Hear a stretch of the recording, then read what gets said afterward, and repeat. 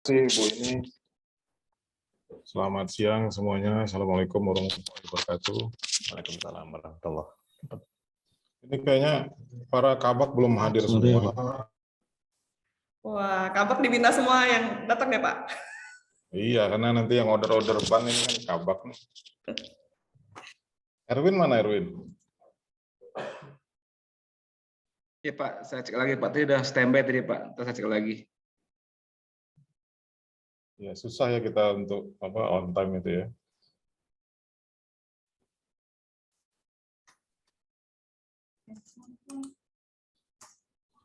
Ruslan nggak ada ya? Ini kabak umumnya di absen ya Pak? Iya.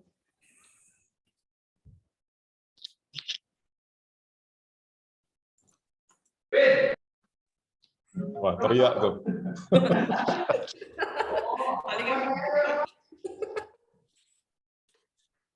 Ruslan mana Pak Khalid? Bentar Pak, lagi ini masuk ya Pak. Bentar.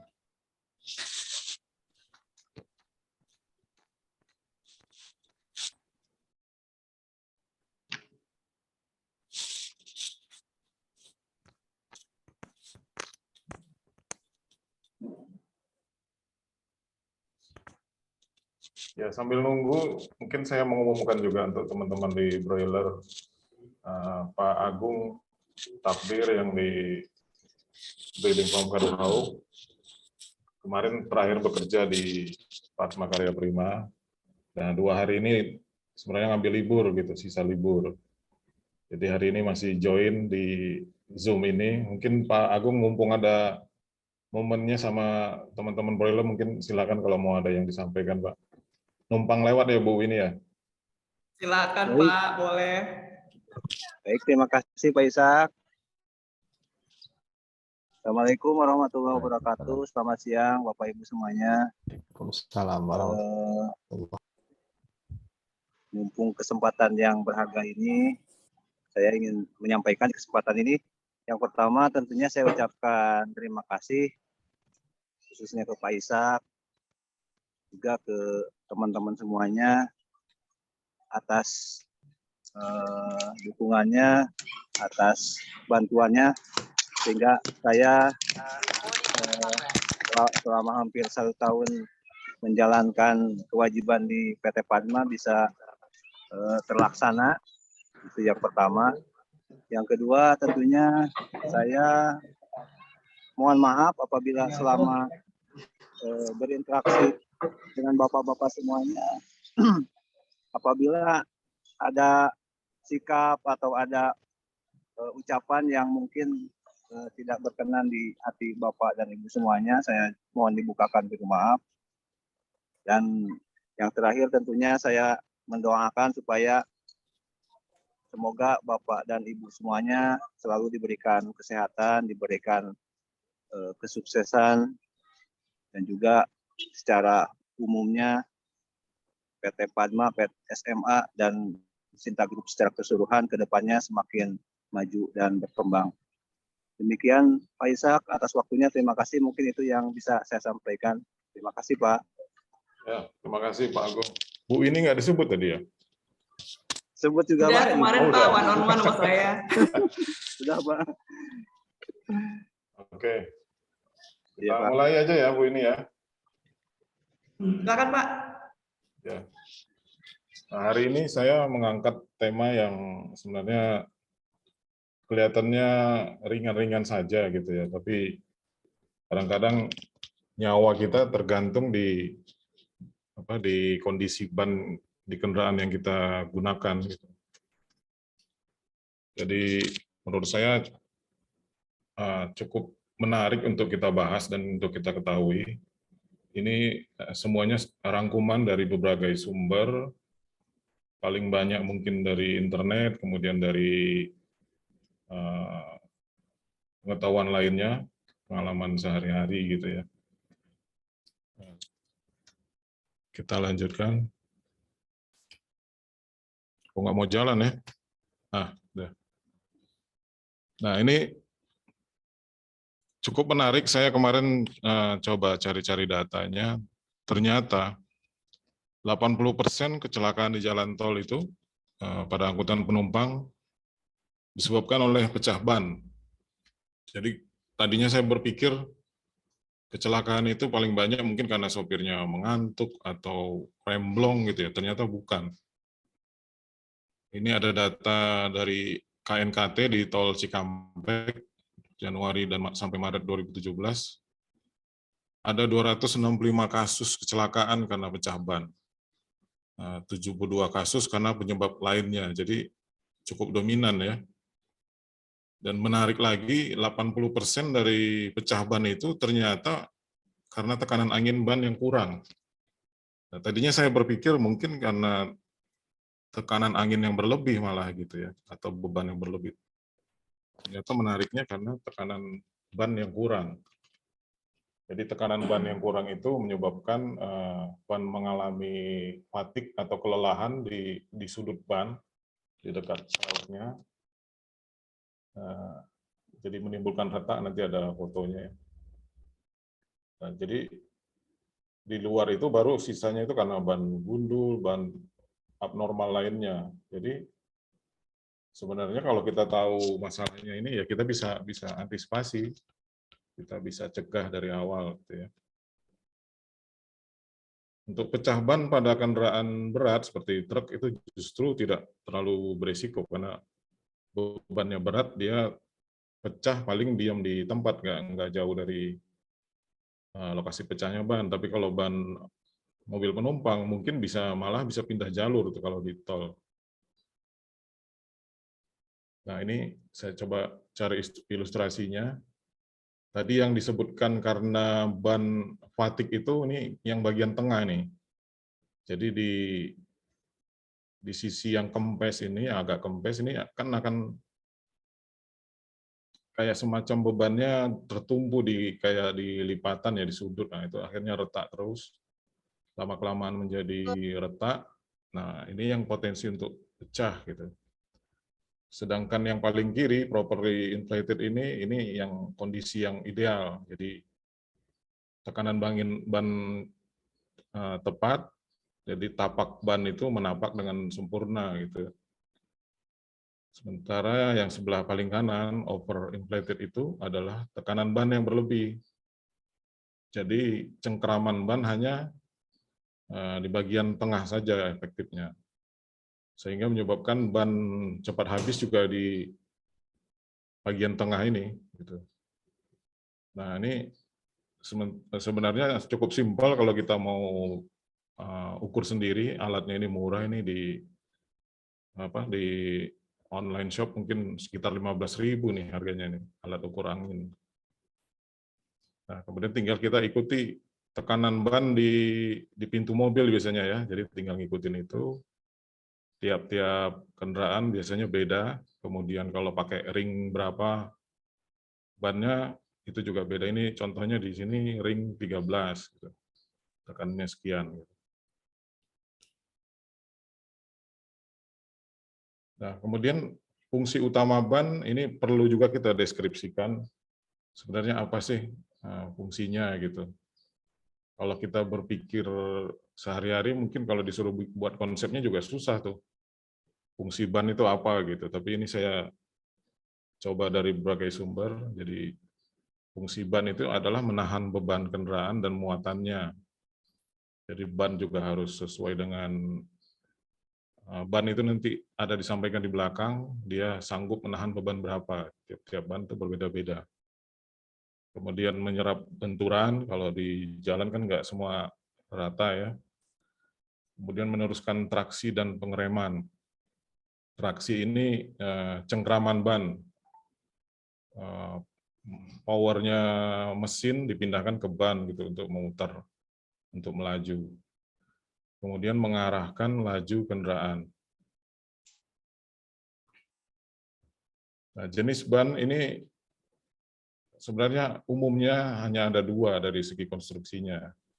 Kadang kan kita sering dengar ban radial, tapi kita sekarang nggak paham apa bedanya ya ban radial itu sama ban lain. Yang mana yang disebut ban radial gitu. Jadi ban itu ada dua, ban bias Ban bias ini biasanya banyak dipakai untuk di truk, light truck, pickup, kendaraan-kendaraan yang muatan berat ya. Jadi ban itu disebut juga ban diagonal karena jalinan benang yang menyusunnya itu terbuat dari serat nilon berbentuk diagonal terhadap tapak ban. Kemudian kalau ban radial itu dia berbentuk menyusun kerangka itu berbentuk sudut 90 derajat. Jadi kayak seperti kalau berlawanan arah tapak ban itu seperti 90 derajat. Untuk jelasnya ini ada ilustrasinya. Nah, ini yang kenapa dibilang radial, dia mau melingkar gini ya. Jadi ini kalau kita memandang ini ban ke belakang, kita potong ban yang arahnya ke kita gitu. Jadi ini tapaknya ban. Nah, ini dalamnya ban. Nah, ini yang benangnya tadi dia seperti melingkari ya. Tapi kalau yang ban bias tadi untuk truk dan lain-lain, ini seperti diagonal. Jadi lebih rapat, lebih kuat dindingnya gitu. Nah, ini ilustrasi kalau kita potong ban radial dan ban bias itu seperti ini. Jadi lumayan cukup signifikan bedanya ya. Jadi dia kalau ban radial tuh kalau dilihat mungkin agak sedikit lebih tipis lah dindingnya gini. Tapi dia unggul di lapisan beltnya ini lebih banyak. Sampai 4 lapis kadang-kadang, kadang juga lebih. Kemudian tapaknya biasanya agak lebar. Kalau ban bias ini dindingnya lebih diperkuat, kemudian tapaknya lebih biasanya tidak terlalu lebar, dindingnya ini biasanya lebih tinggi juga gitu. Dan ada bednya ini kawat penguatnya ada 2, double, kalau yang di ban radial itu single. Lapisan nilonnya tidak sebanyak pada ban radial untuk yang ban bias. Kemudian kelebihan dan kekurangan ban radial dan ban bias. Ban radial ini umumnya kan dipakai di mobil penumpang, mobil minibus, sedan, dan lain-lain ya. Jadi yang membutuhkan kenyamanan dan beban tidak terlalu berat. Jadi kalau kita lihat kelebihannya, kenyamanan sangat baik karena sidewall-nya tipis, tadi seperti saya sampaikan, dan lentur. Sehingga nyaman dipakai di jalan yang kurang bagus juga.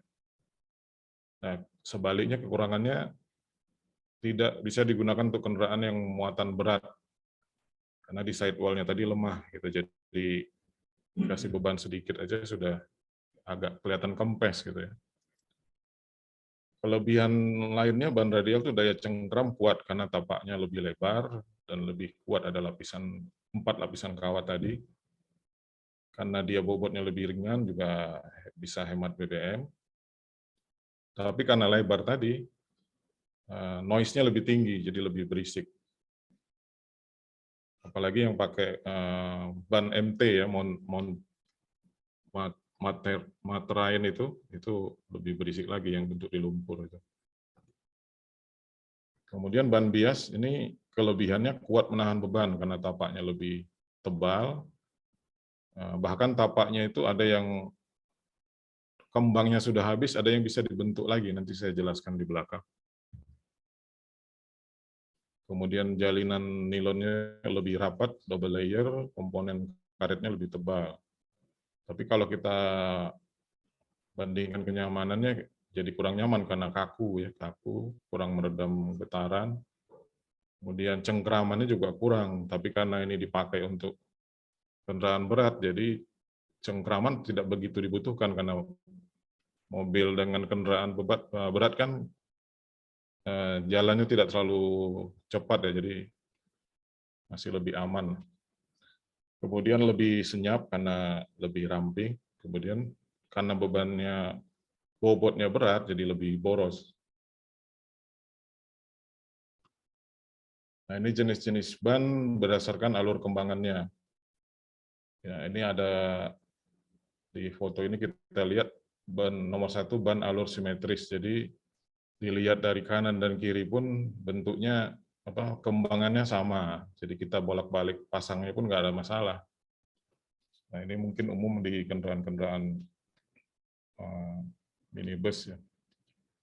Kemudian ban alur asimetris. Jadi ini untuk all season, jadi mungkin untuk kegunaannya untuk di air, di jalanan yang berair lebih cengkeraman lebih bagus. Nah, ini tidak bisa dipasang terbalik karena ada tanda inner dan outernya, di mana yang luar, mana yang dalam.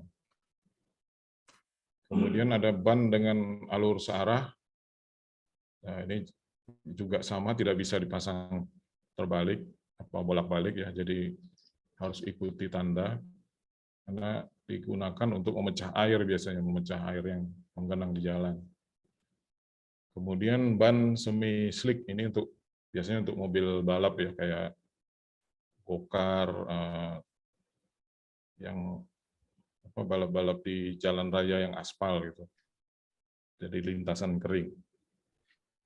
Nah, kalau ini ban slick ini kalau kita lihat di mobil F1 ya contohnya. Ini ban tambah kembang ini banyak dipakai. Dan memang ini hanya untuk lintasan kering. Dan biasanya habis sekali pakai ini untuk satu kali balapan karena tidak ada kembangan dan mungkin lebih soft juga gitu. Kemudian ban off-road all terrain ini ban semi off-road ya, jadi bisa masih nyaman digunakan untuk di jalan raya, tapi masih bisa untuk di jalan berlumpur. Kemudian ban off-road mud terrain ini untuk di lumpur, jadi kalau digunakan di jalan raya, di aspal gitu, ini berisik sekali dan kurang nyaman karena dia kayak naik truk. Dia kaku bannya. Nah, kita kan sering lihat di ban di mobil yang kita gunakan atau di ban sepeda motor ataupun ban sepeda itu kan banyak angka-angka ya. Terutama sepeda mungkin kalau diperhatikan ban yang bagus tuh angkanya jauh lebih banyak lagi itu kode-kodenya. Nah, ini saya bahas yang di ban mobil. Nah, seperti umumnya ada angka seperti ini, ada tebal lebarnya ban, tebalnya, kemudian pakai ring berapa gitu. Kemudian daya topangnya terhadap beban itu berapa gitu. Nah, kalau yang di bawah ini tahun pembuatan. Biasanya kita sering dengar ada itu ban-ban yang didiskon di toko ya, jadi akhir tahun. Nah, kalau kita lihat itu biasanya ban yang udah mau expired atau umurnya udah setengah dari expired. Jadi ban itu sebenarnya kalau info yang saya dapatkan, idealnya itu paling lama umurnya 3 tahun dari dibuat di pabriknya gitu. Nah, di belakang ini nanti ada penjelasannya. Ini tadi kita mundur dulu ya. Tadi ini yang paling bawah ini artinya berarti dibuat di minggu 47 di tahun 2017 gitu. Jadi kalau kita beli ban nanti ini kita harus perhatikan. Kalau bisa ya sebaru mungkin yang kita beli. Biar umur pakainya bisa lebih lama. Nah, ini kode ban tadi 205 ini berarti artinya lebar tapaknya, jadi 205 mili, berarti 20,5 cm ya.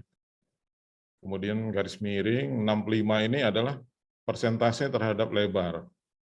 Jadi bukan 65 cm, tapi 65% dari 205 ini. Itu tinggi bannya, tinggi ban dari pelek ke tapaknya.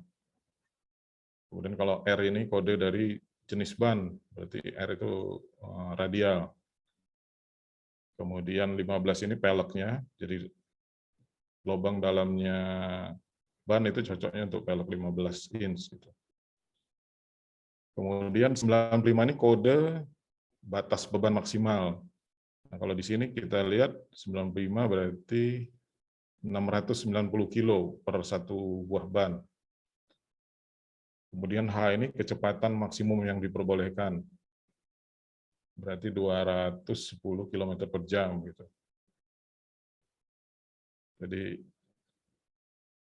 lumayan banyak info yang kita dapatkan dari kode-kode ini.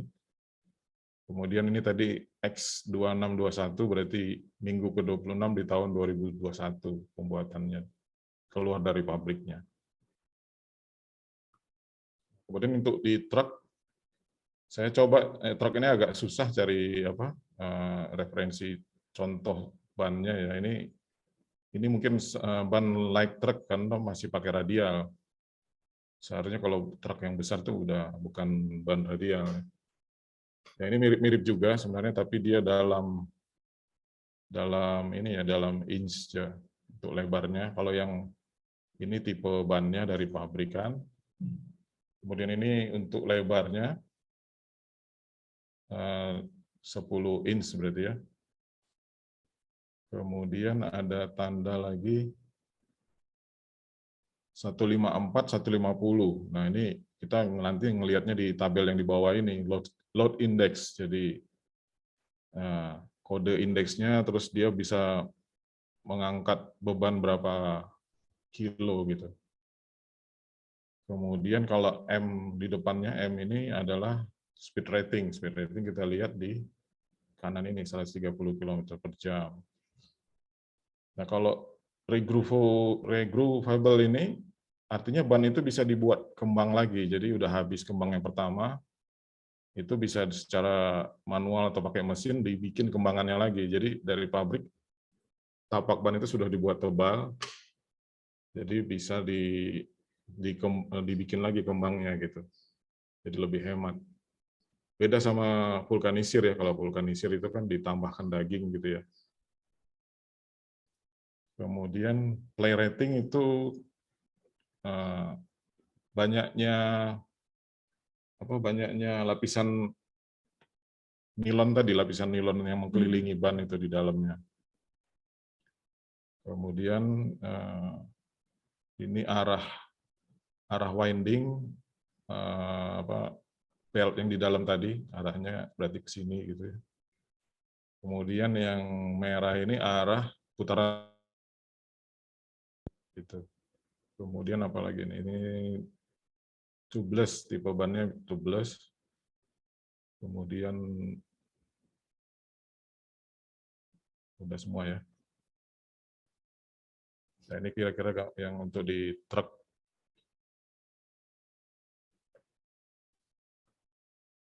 Nah, kemudian ada lagi yang saya juga pernah memperhatikan, kalau kita beli ban baru itu ada 2 titik di ban itu berseberangan gitu ya. Warna merah dan warna kuning. Nah, itu ternyata juga ada tandanya. Warna merah itu berarti titik yang berseberangan dengan kuning tadi itu titik paling berat. Dan warna kuning itu titik paling ringan. Kenapa dibuat begitu? Supaya saat dikasih beban pentil ban, dia tetap balance. Jadi menyeimbangkan antara kedua titik ini.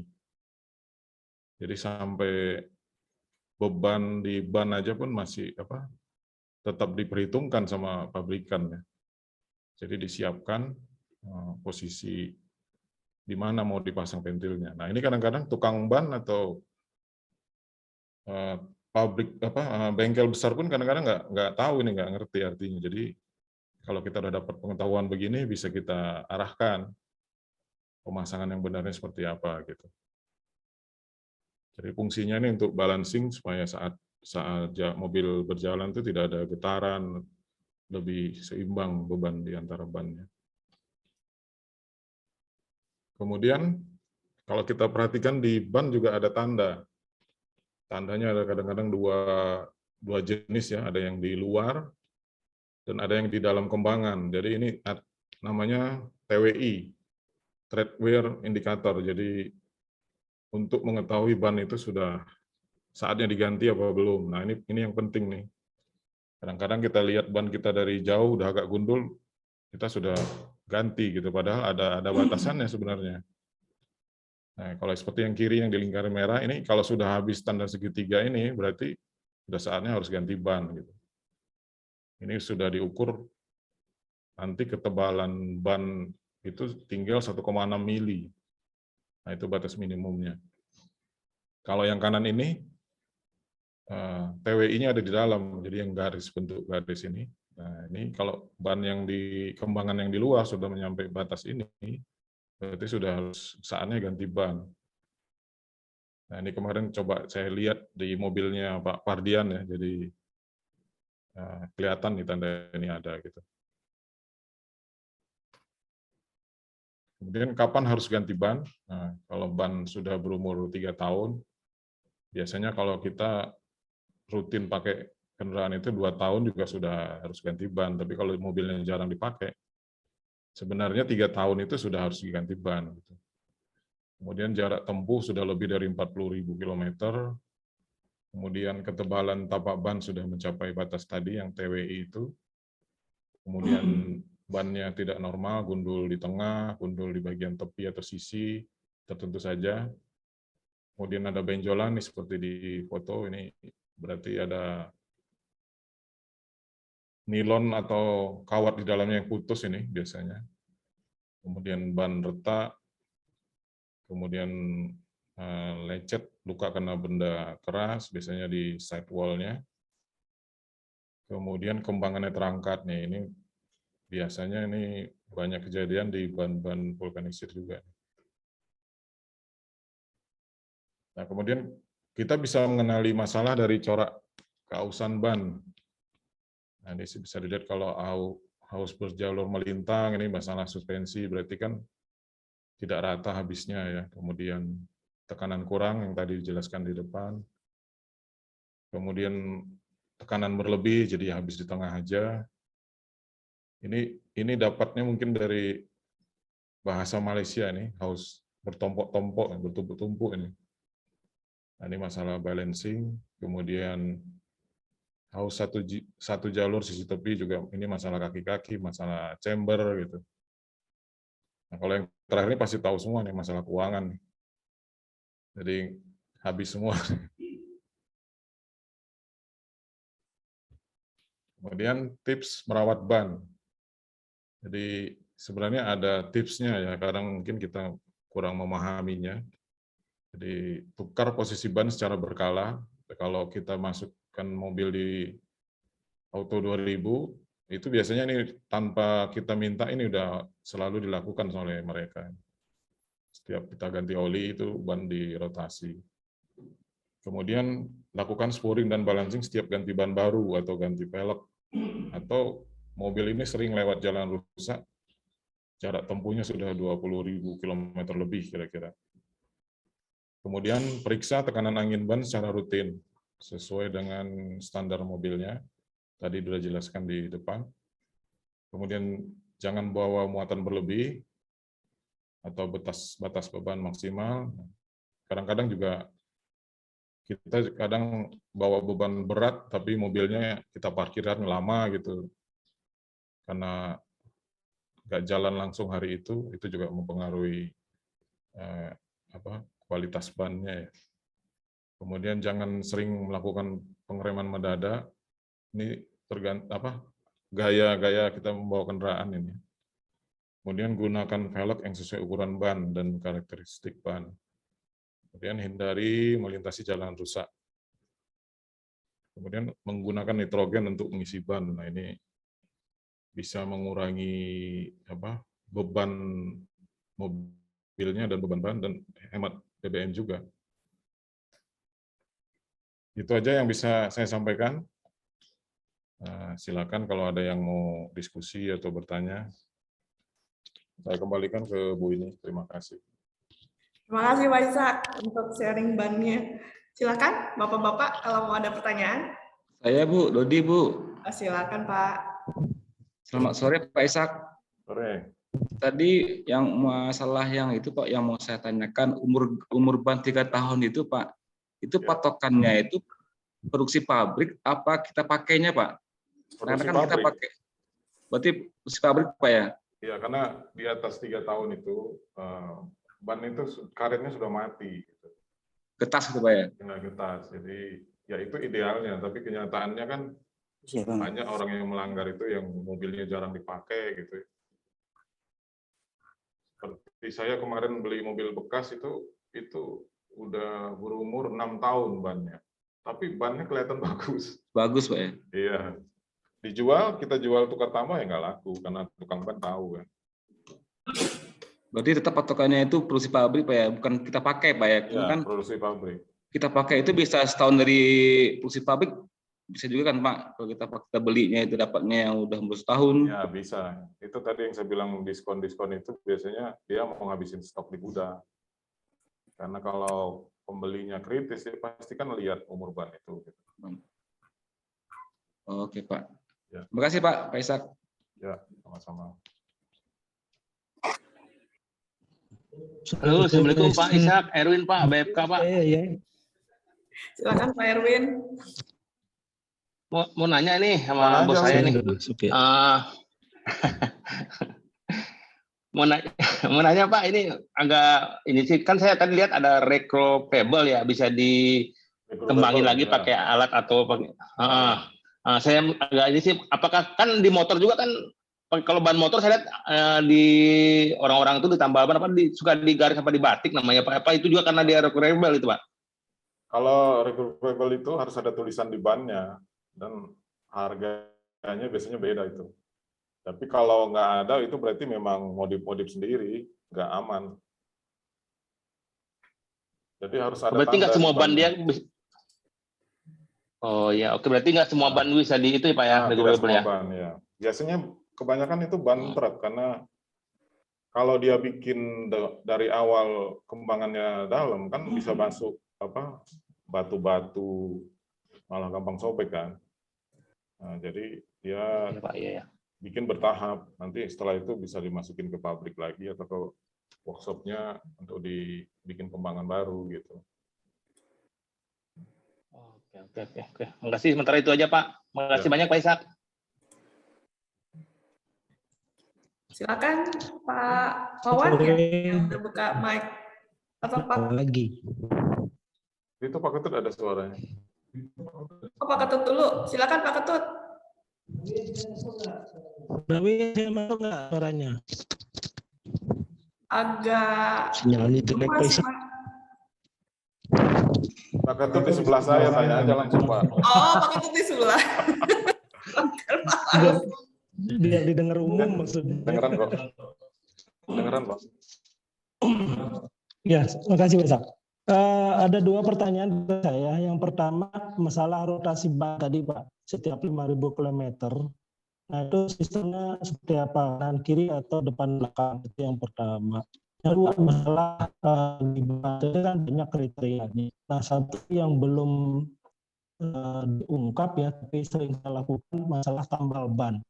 Kalau saya biasanya kalau ganti ban itu patokannya hanya ini Pak, kalau ada tambalan 3, kalau tambalannya 3 udah saya ganti gitu. Tapi kalau satunya tambalannya di itu tetap saya ganti Pak. Tapi kalau tambalnya di tengah, pas di telapak, nah itu saya patokannya 3 titik gitu Pak. Itu gimana Pak? Oke, terima kasih Pak Ketut. Tadi yang pertama apa? Lupa saya. Rotasi ban yang Oh ya, rotasi ban itu biasanya diagonal, jadi depan kanan pindah ke belakang kiri dan sebaliknya gitu. Nah, mengenai tambal ban ini tadi kita nggak ada bahas ya, sebenarnya menarik juga. Ya setahu saya kalau yang dia kebocoran atau cacat di sidewall itu sebaiknya diganti bannya, karena itu titik lemah. Kalau mengenai tambalan di tengah ban sebenarnya masih aman, 3 ataupun ya saya pernah ngalamin sampai 4 mungkin ya itu sebenarnya masih aman gitu. Yang penting bocornya itu bukan miring ataupun bisa masuk jari kita gitu ya, masuk kadang-kadang kan nggak hanya paku kan ada baut. Jadi biasanya sih kita bisa nilai lah itu masih layak untuk ditambal nggak. Kalau sampai mungkin tambalan harus masuk dua potongan itu mungkin udah nggak layak gitu. Tapi kalau masih satu-satu itu layak. Ya, terima kasih Pak. Ini Pak, karena pernah saya baca satu artikel. Nggak masuk. Nggak masuk, sorry. Ngobrol sih. Makasih Pak Ishak. Jadi pernah saya baca satu artikel di media elektronik ya. Itu quality control manager salah satu pabrik ban GT Radial ya kalau nggak salah. Mungkin terkait juga dengan pasar mereka, tapi juga nggak tahu juga saya. Dia menyarankan begitu bocor satu aja udah diganti, Pak. Jadi di komentar media elektronik itu rame juga seperti itu. Ada yang pro dan kontra sih. Ya namanya orang jualan ya pengennya gitu, Pak. Kalau di luar negeri itu malah justru ada yang cairannya dimasukin dari dalam. Jadi kita nggak perlu nambal-nambal, dia ngisi sendiri kalau ada kebocoran gitu. Jadi kalau satu diganti nanti Pak Daryono juga teriak nanti. Gitu sih Pak. Satu tambalan Iya Pak. langsung kita ganti. Gitu.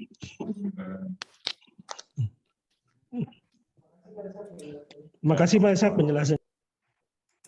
Ya, makasih Pak Ketut. Ini Pak Wawan mau nanya atau gimana ya Pak? Oh iya Bu ini. Oh silakan. Mau nanya Pak Ishak, ada 2 pertanyaan. Yang pertama, kalau ban sering kena kolam disinfektan, itu mempengaruhi kualitasnya enggak Pak? Dan yang kedua, itu kan pakai mobil Panther yang saya gunakan itu, tekanannya biasanya tekanan ban belakang itu 400, depan 350. Itu sesuai, kalau saya lihat sih sesuai rekomendasi. Cuma ketika dilihatnya itu seperti kurang angin Pak Ishak, kayak agak melebar. Kalau di gambar Pak Ishak ya gambarnya tengah itu Pak, kayak kurang angin. Apakah gimana itu? Perasaan itu kalau udah ngikuti rekomendasi, cuma kelihatannya kayak kurang angin gitu Pak Ishak. Itu Pak. Terima kasih. Ya kalau tadi makasih Pak Wan pertanyaannya. Desinfektan mungkin kita lihat lagi ke kemasan desinfektannya kan biasanya ada itu tidak boleh untuk apa gitu ya. Tapi logikanya kita sih mungkin yang mempengaruhi itu mungkin yang sifatnya asam mungkin ya Pak. Jadi kalau dulu kan kita pakai apa itu di sanitasi itu saya lupa namanya, itu mungkin berpengaruh. Tapi kalau desinfektan biasa, selama ini kan kita udah jalanin berapa tahun ya, farm kita udah sekian tahun itu, yang BSM sudah berapa tahun tuh? 10 tahun kan? 8 Pak. Nah, 8 kan, jadi aman-aman aja ya. Iya. Kalau tadi tekanan ban itu biasanya itu satuannya apa Pak kalau sampai 300-400 ya? PSI. Iya. Setahu saya kan ban itu nggak sampai 3 digit kan, 30 atau 40 gitu. Iya 40 35 Pak. Saya keliru. 40 35. Ya menurut saya yang penting diikutin aja. Kalau penglihatan mata itu kan agak susah ya. Makanya saya sarankan tuh ya beli aja alat yang tadi itu. Saya di mobil ada yang seperti itu, jadi murah itu. Jadi bisa kita ukur sendiri gitu. Ya baik Pak. Dan Pak Wawan juga lihat ada nggak retakan dekat yang tadi itu, dekat yang kempesnya itu. Iya. Cukup ya Pak Wawan ya. Ya baik Pak, makasih Pak. Baik, thank you Pak Wawan. Silakan Bapak Ibu yang lain kalau ada yang mau bertanya tentang ban. Halo. Silakan Pak Fardian. Selamat siang Bu ini. Siap. Assalamualaikum warahmatullahi wabarakatuh Pak Isa. Mau nanya Pak. Pak Awal, saya siapa duluan nih? Awal ya. Pak Fardian duluan aja. Silakan, Di sini Pak. sinyalnya jelek Pak Fardian. Ini Pak Isa orang PKP loh, saya duluan. Sorry Pak Isa. Sorry Pak Awal. Saya duluan Pak Awal ya. Halo. Yes, sinyalnya kurang bagus nih di sana. Oh ya. delay kayaknya. Mau nanya Pak, untuk ban yang meledak di jalan itu apa ada hubungannya juga dengan temperatur? Misalnya berkendaraan di siang hari yang panas, mungkin harus ada aturannya, mungkin maksimal berapa jam. Apakah ada seperti itu? Apa hanya itu model-model ban zaman dulu atau masih berlaku sampai dengan sekarang? Karena memang kayak di MotoGP pun kalau temperaturnya terlalu panas memang ban itu cepat aus memang kalau memang di MotoGP sih sebenarnya, karena memang terlalu presisi mereka bikin bannya memang. Nah, apakah memang ini masih berlaku sekarang di ban-ban konvensional yang kita pakai? Apakah ada pengaruh nggak dengan temperatur jalan aspal yang begitu panasnya itu? Mungkin itu saja, Pak. Ya, ininya berat ini GP ya. MotoGP. Ya kalau menurut saya tetap ada pengaruh, tapi kalau kita isi sesuai tekanan ban, rekomendasi dari pabrikan itu kan udah diperhitungkan, Pak. Justru yang mungkin yang banyak melanggar itu truk-truk yang beban berat itu. Jadi dia isi pasti lebih dari rekomendasinya gitu. Jadi makanya sering kejadian di tol itu ada yang meledak. Baru-baru aja saya dari Bandung itu ban truk meledak itu sebelah jalur. Tapi yang terasa agak mengangkat mobilnya saya yang sebelah jalurnya gitu. Saking kencangnya gitu. Cuman dia aman karena bebannya berat, dia tinggal minggir aja kan. Kalau ban mobil kita ya bisa pindah jalur. Jadi beresiko mungkin justru menurut saya yang ban-ban bias tadi, yang ban truk itu, Pak. Ya udah kasih muatan berlebih, kemudian tekanannya lebih, terus panas atau ban remnya nempel gitu, itu juga bisa bikin ban meledak. Yang sering kita lihat berhenti disiram gitu kan. Betul. Nah, Iya, Pak. menurut saya itu, Pak. Iya, baik, Pak. Terus sekalian Pak mau nanya, kalau impact itu apa Pak ya? Saya sering baca impact apa itu? Tambal ban apa itu ya? Yang truk-truk itu. Impact. Iya, di sini Impact tersedia itu bukan impact merek. gitu. Suka ada di tambal ban impact ya kan, tulisannya apa itu ya, yang buat truk-truk gitu. Oh, itu saya justru kurang tahu, nanti coba saya cari infonya. Iya, baik Pak. Iya, baik Pak. Mungkin itu dulu Pak, nanti mungkin Ya, terima ada kasih. lagi. Terima kasih Pak. Ya. Terima kasih Pak Far. Silakan Bapak-bapak nih pertanyaannya. Ya kan Bapak-bapak. Ibu dong. Oh, Mbak Heni boleh, silakan. Bu Heni ikut juga nih. Halo, selamat siang Pak Ishak. Siang, Hen. Gini Pak, ya Bapak boleh jawab, boleh enggak sih? Kok aneh? Pertanyaannya aneh nih kayaknya. Iya. Ada 2 pertanyaan. Satu gini. Menurut Bapak, perempuan perlu tahu enggak untuk tema Bapak tentang serba-serbi ban? Itu yang pertama. Terus yang kedua,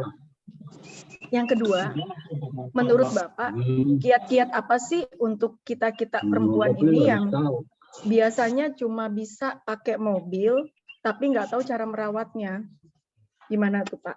Biasanya kan kita kalau di jalan suka panik nih, kenapa ya begini, kenapa begini. Tapi kan kalau laki-laki kan suka dicek dulu bannya apa. Kalau kita sebagai perempuan, kalau menemukan kendala di jalan, kita biasanya panik seperti itu. Atau misalkan, terus apa... ya itu aja sih Pak. Ya sebenarnya Itu berat ya Pak Isa? enggak, sebenarnya pertanyaan pertama udah terjawab dengan curhat yang pertanyaan kedua. Apa? Iya kan perlu berarti. Oh perlu. Iya Kan? betul sih. Terus Nah, karena saya sering lihat lah, kita sering lihat lah di tol itu ya. Nyetir sendiri, kadang bingung, wah ini apanya nih keluar asap, ini apanya nih kok gini, kok gitu kan. Akhirnya nunggu bantuan dari pihak lain, mau nelpon suami jauh suaminya. Jadi menurut saya penting untuk mengetahui itu. Nah, kalau tipsnya mungkin ya cara salah satunya seperti ini, kemudian banyak baca juga. Kalau saya ikut, kebetulan ada hobi klub mobil, jadi di situ juga banyak dapat pengetahuan gitu. Sampai cara kerja pendingin mobil itu, cara merawatnya. Itu karena mobil hobi itu biasanya mobil udah tua kan mobilnya, jadi memang perlu perhatian khusus gitu. Gitu mungkin jawabannya. Menurut saya penting lah itu, karena sekarang banyak ibu-ibu atau perempuan tuh yang nyetir sendiri kan, bawa mobil sendiri gitu.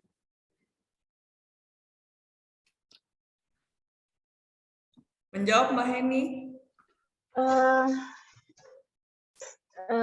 Tidak terlalu menjawab, cuma agak berat juga sih. Berarti harus mulai dari nol ya.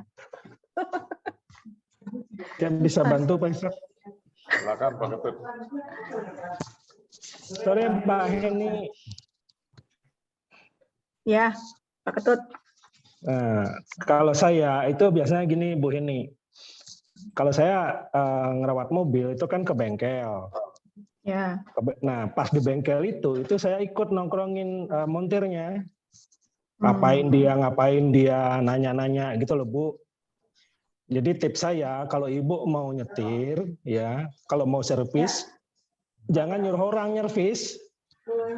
Ibu bawa sendiri ke bengkel, ikutin dia, lihat cara dia kerja. Nah di situ nanya-nanya Bu gitu. Paling itu Bu tips dari saya karena saya melakukan itu dari dulu sih. Ya Pak. Itu berarti Pak Ketut bengkel kecil itu boleh kayak gitu. Bengkel besar nggak boleh. Nggak boleh diliatin ya Pak. Ya nggak boleh masuk area bengkel bahaya kan. Iya Pak, karena langganan saya bengkel kecil. Betul.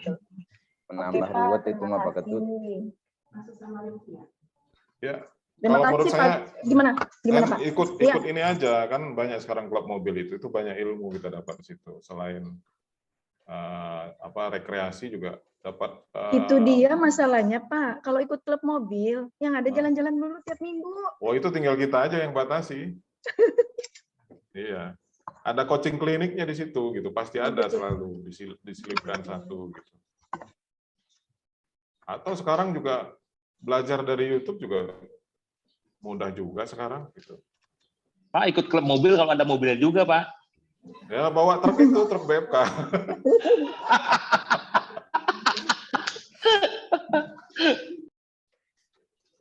Mungkin karena sudah terbiasa ketergantungan kali ya Pak ya, apa-apa bengkel, jadi ya udah. Biasanya seringnya gampang percaya dan akhirnya diketok deh biayanya.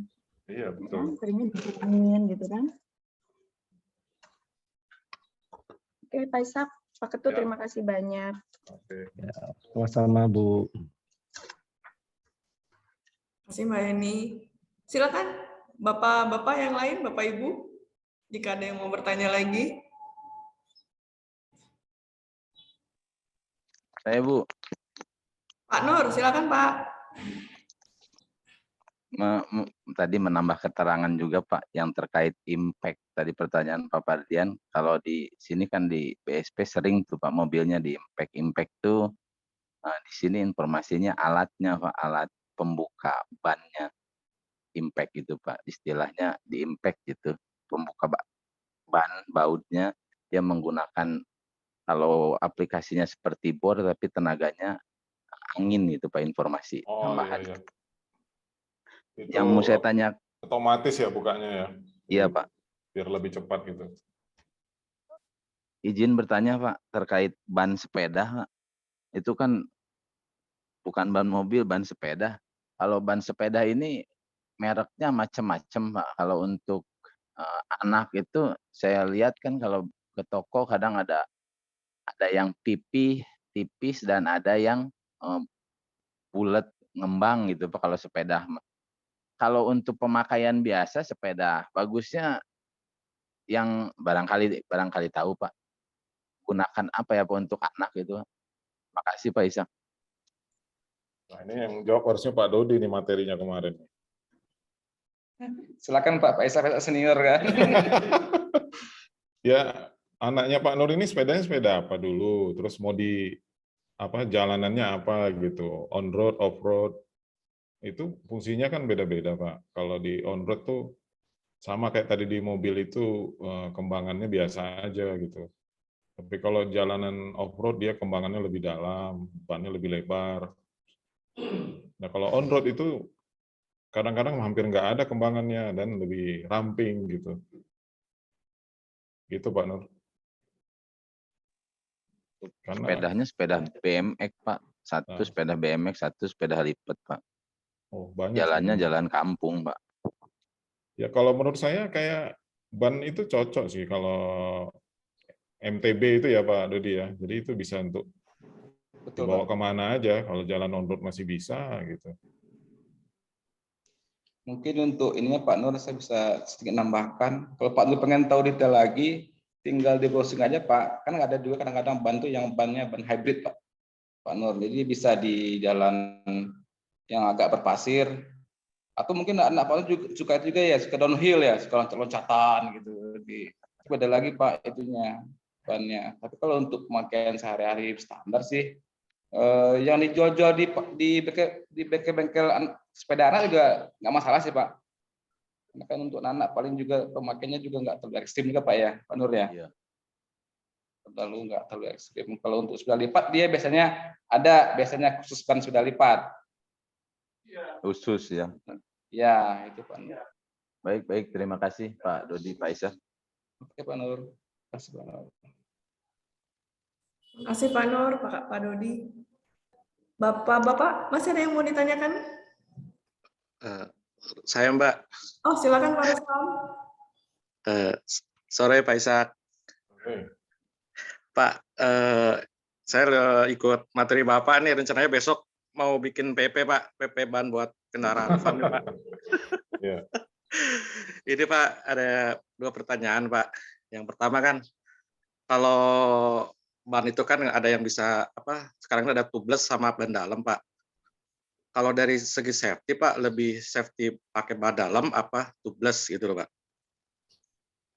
Terus yang kedua, menurut Pak Ishak, penting nggak sih, ini agak melenceng Pak, jika seorang pasangan kita atau istri kita bisa mengendarai mobil, kalau suaminya bisa Pak gitu Pak.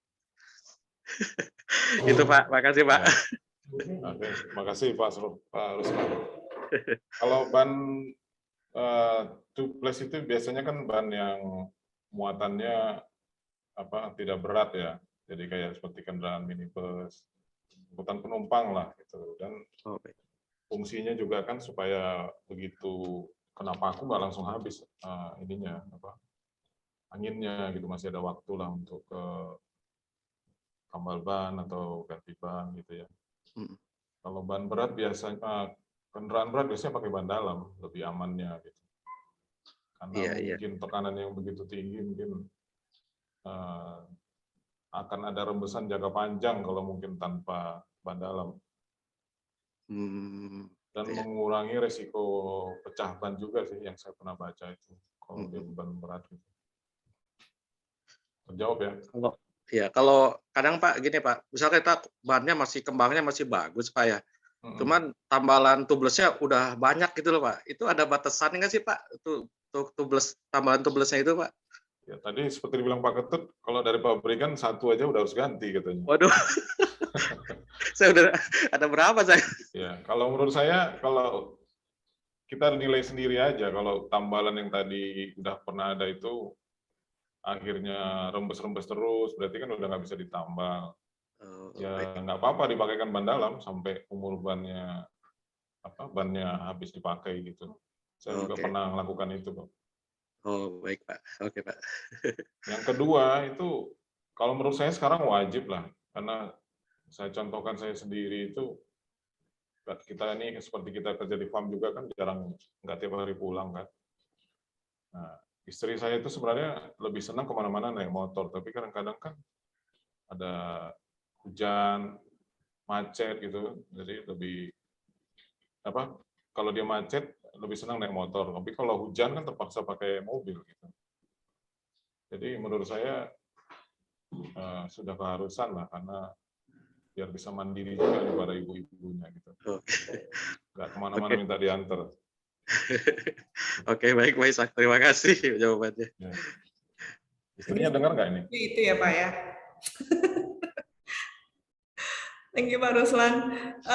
Silakan kalau masih ada pertanyaan. Boleh Bu. Oh boleh Pak, ini kabak umum semuanya boleh dibuka ya Pak untuk bertanya. Iya. Ini siapa nih? Lukman Lukman. Pak dari BSP Pak. Ya, mau ikut bertanya, mungkin ini minta saran tentang Pak. Untuk di BSP ini kan ada truk air ya Pak, truk yang sehari-harinya dengan pengeritan air sampai 3 sampai 4 malahan per hari. Untuk jenis atau pemilihan jenis ban Pak, tadi Bapak sempat jelaskan mengenai ban bias untuk kendaraan berat. Untuk di Sangiang ini sekarang memakai ban bias yang jenisnya Cina Pak. Jenis ban Cina yang tekanan bannya hampir 100 lepas ke atas, malahan lebih. Jadi yang dengan memakainya ban bias yang jenis Cina ini sering baut roda sering patah, terus cepatnya patah per gitu kan Pak. Kejadian setiap per bulannya itu. Malahan ke kaki-kakinya juga seperti teror itu setahun 2 kali harus ganti pen gitu Pak. Dengan memakai jas ya, jenis ban Cina ini. Tapi kekuatannya jenis ban Cina ini bisa mencapai 8 bulan, Pak. 8 tahun Pak, maaf. Tapi dibandingkan dengan jenis ban yang bias. Salah itu 8 tahun. Iya 8 bulan maaf Pak, iya. Ya kurang lebih sekitar 8 bulan gitu Pak. Itunya masa pemakaiannya gitu.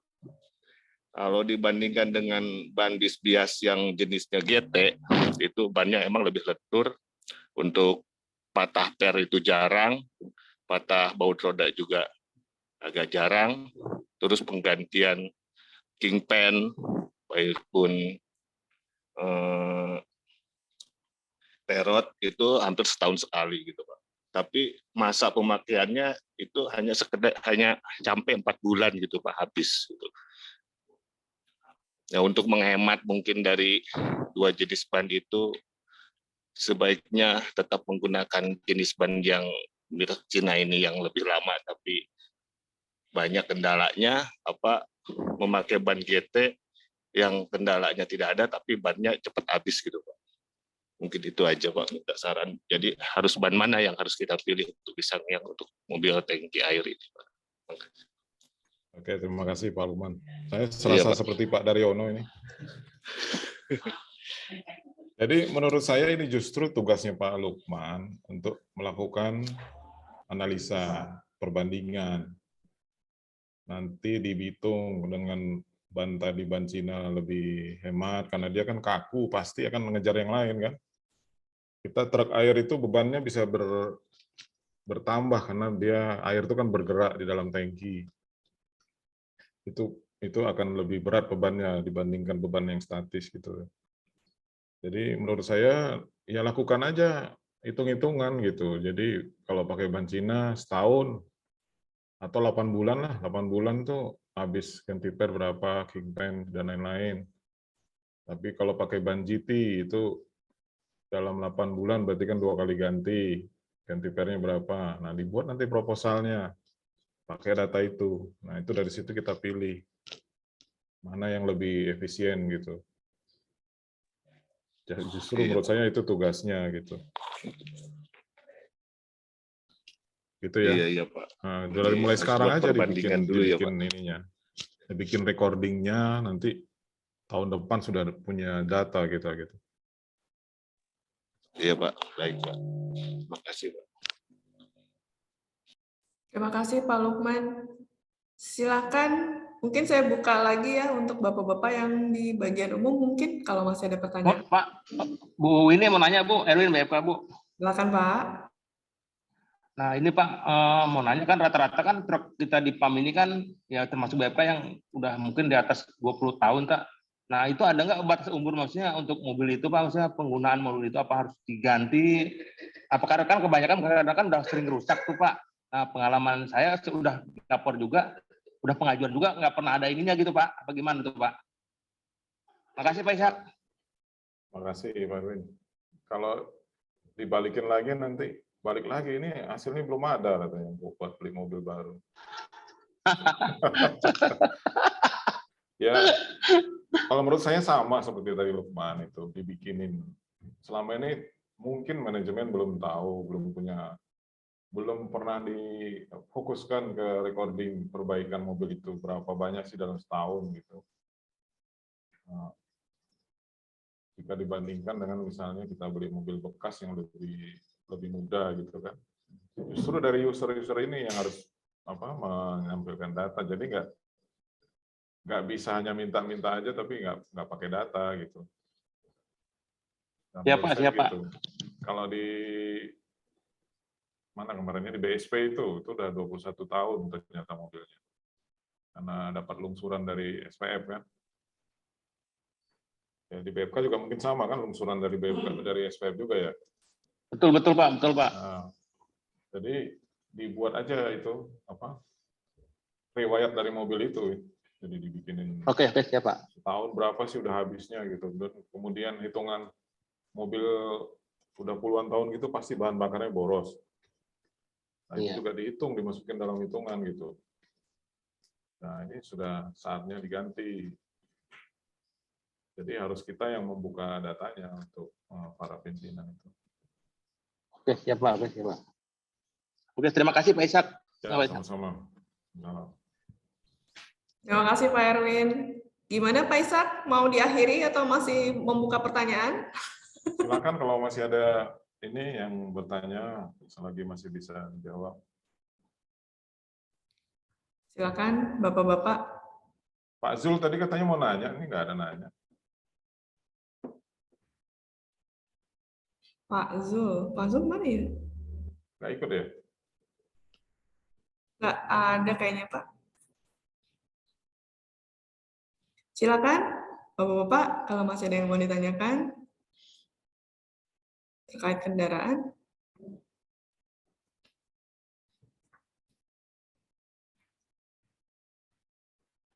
Sepertinya tidak ada lagi.